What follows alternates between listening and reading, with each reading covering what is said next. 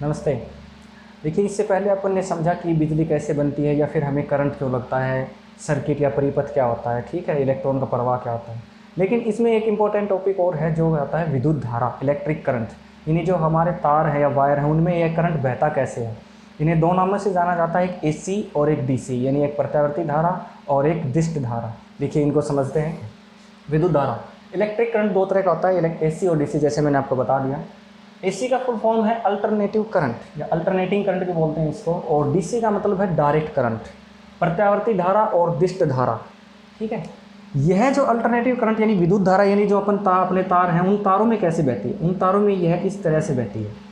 एक बार अगर इसका ग्राफ समझें तो ये यहाँ से निकली फिर नीचे, फिर यहाँ से निकली फिर नीचे, यहाँ से निकली फिर इसके नीचे। ठीक है, यहाँ प्लस फिर minus, plus minus, plus minus, इस तरह से ये ऐसे चलती रहती है। ठीक, इसका 50 हर्ट्ज तक इसकी फ्रीक्वेंसी होती है। फ्रीक्वेंसी का मतलब आवर्ती, यानी एक सेकंड में 50 बार जाती है, 50 बार आती है। ठीक है, और ये एक माइक्रो सेकंड में होती है जो हमें पता नहीं चलता। जैसे कि अपन ने बल्ब जलाया, उसमें अल्टरनेटिव करंट है, तो ये एक सेकंड में 50 बार जलेगा, 50 बार बुझेगा, लेकिन ये इतनी फास्ट होता है हमें दिखाई बिल्कुल नहीं देता।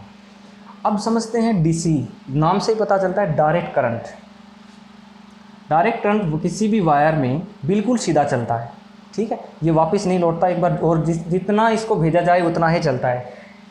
जिसके एसी में अगर अपन समझें तो जितना अगर वोल्टेज ज़्यादा बढ़ाएंगे तो उतना ही तेज जल्दी से चलने लगेगा, और इसको अपन जितना चाहें उतनी दूरी पर भेज सकते हैं, लेकिन इसको कम दूरी पर भेज सकते हैं। ठीक है, इसको 33,000 वोल्ट तक पैदा किया जा सकता है, इसको 650 वोल्ट तक पैदा किया जा सकता है। ठीक है, इसमें सिर्फ प्लस माइनस होते हैं और बिल्कुल सीधा चलता है। अगर इनकी परिभाषा समझे तो वह धारा जो समय के साथ अब परिवर्तन होता रहता है, समय के साथ दिशा में परिवर्तन और उसके मान में परिवर्तन होता है, लेकिन दिष्ट धारा यानी डायरेक्ट करंट में कोई परिवर्तन नहीं होता और इसमें जीरो फ्रीक्वेंसी होती है, क्योंकि इसमें कोई आवृत्ति नहीं होती है, ना तो ये बंद होता है ना ये चालू, जितना भी आपने भेजा उतना ये चला जाएगा। अब देखते हैं ये काम कहाँ पे आता है। हमारे घरों में जो बिजली आती है वो एसी आती है, यानी अल्टरनेटिंग करंट आता है। बिजली के जो तार हैं इनमें इस तरह से बहता हुआ आता है। ठीक है, यानी एक बार आता है, जैसे मैंने आपको पहले विद्युत करंट में समझाया बिजली के झटके कैसे लगते हैं, एक बार आता है एक बार जाता है, तो इसी तरह से ऊपर नीचे चलता रहता है। ठीक है, और ये बिल्कुल सीधा चलता है। अब जैसे बल्ब है, कूलर है, फ्रिज है, इनमें सीधा होता है, बिल्कुल अल्टरनेटिव करंट जाता है इनमें, और इसको अपन कहीं भी ले जाया जा सकता है और इसकी धारा का मान घटाया बढ़ाया जा सकता है ट्रांसमीटर के दौरान।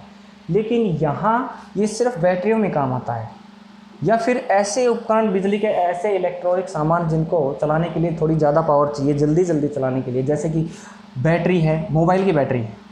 ठीक है, उसको अपन चार्ज करते हैं, लेकिन चार्ज करते हैं वो तो किस में करते हैं, एसी में करते हैं।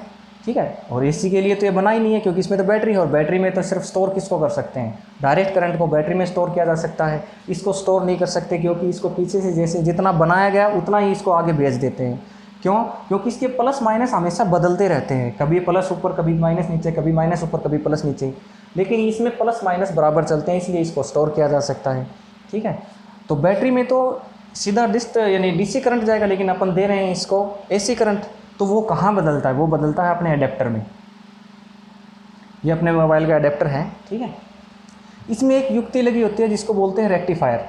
इस आकार का होता है, इसमें कुछ पत्तियाँ वगैरह लगी होती हैं, रेक्टिफायर। जैसे ही इसमें एसी गया बीच में, ये क्या करता है, इसको ऐसे एसी है तो ये ऊपर जो इसका प्लस है, सिर्फ ये प्लस धनात्मक धारा है उसको जाने देता है, नीचे वाली धारा को रोक देता है। ठीक है, तो ये बन गई डायरेक्ट। अगर ऊपर का जाएगा तो ये डायरेक्ट बन गई, नीचे का हट गया, और डायरेक्ट बन गए तो बैटरी में स्टोर हो, डायरेक्ट करंट तो बैटरी में स्टोर कर सकते हैं आसानी से। ठीक है, और अगर मान लीजिए अपने पास बैटरी में स्टोर हो गया डीसी, अगर इसको वापस अपने को एसी में कन्वर्ट करना हो, जैसे कि इसकी बेस्ट एग्जांपल है इन्वर्टर। इन्वर्टर है, इन्वर्टर को अपन चार्ज करते हैं एसी से। ठीक है, और इन्वर्टर में भी लगा होता है रेक्टिफायर। एसी दिया और इसने आगे डायरेक्ट है ऊपर का लिया और डायरेक्ट डीसी करंट में इसको बैटरी से बैटरी में भेज दिया, प्लस माइनस। अगर वापस इसको एसी में पहुंचना है, क्योंकि ये जब भी लाइट जाती है तो इन्वर्टर ऑन होता है।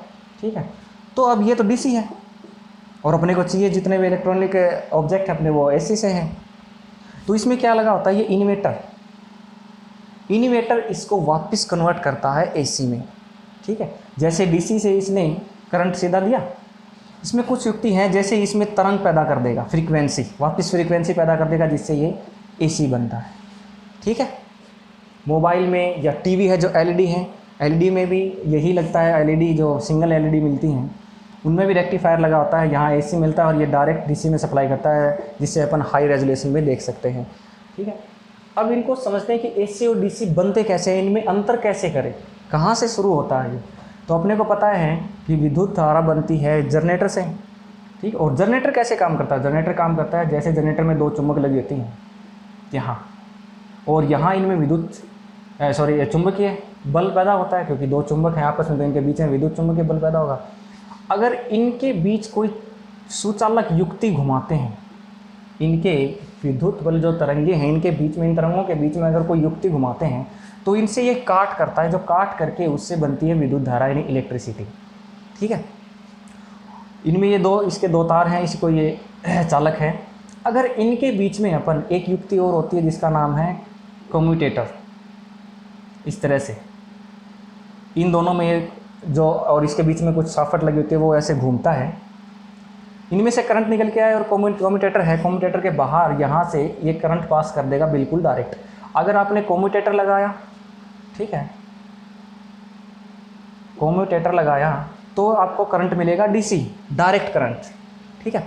अगर आपने इसकी जगह स्लिप रिंग लगाया, स्लिप रिंग को समझते हैं, एक इस वायर यानी एक इस चालक पर कुछ रिंग लगाई और एक इस चालक पर कुछ रिंग लगाई, ठीक है। और यहाँ ब्रूस होते हैं, यानी इनसे एक आगे टायर और वायर जुड़े होते हैं, ये दोनों आपस में घूमते हैं, और यहाँ भी ये आपस में घूमते हैं क्योंकि ये सॉकेट है और इसके साथ ही ये जुड़े होते हैं, आपस में घूमते हैं। तो घूमते समय विद्युत धारा इनमें तरंग पैदा कर, ये जो स्लिप रिंग है इनमें तरंग पैदा करते हैं, तो ये तरंगें आगे वायर में बढ़ती हैं और यहाँ से ये तरंगें वायर में बढ़ती हैं, तो यहाँ से निकलता है आपका एसी करंट, यानी तरंगों से, यानी फ्रीक्वेंसी, यानी आवर्ती, एक बार ऊपर एक बार नीचे, इस तरह से एसी और डीसी बनते हैं, ठीक है।